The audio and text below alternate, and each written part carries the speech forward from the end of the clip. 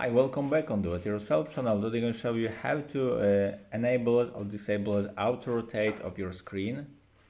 So first of all, you go to settings here. Now go to display and brightness here, and there is option auto rotate.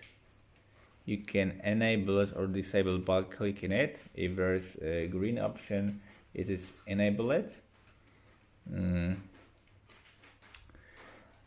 The same things you can go by shortcut by sliding up bar here, and there should be auto rotate here. You can also click on it to disable it. Let's find out if we can auto rotate it.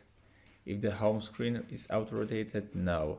If the settings is auto rotating, also no.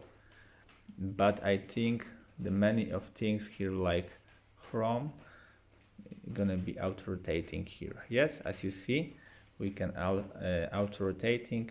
If we can disable it like this, the phone wouldn't be auto rotating right now. So that's it for now. If you like this video, just leave a thumbs up and see you by next video. Hey!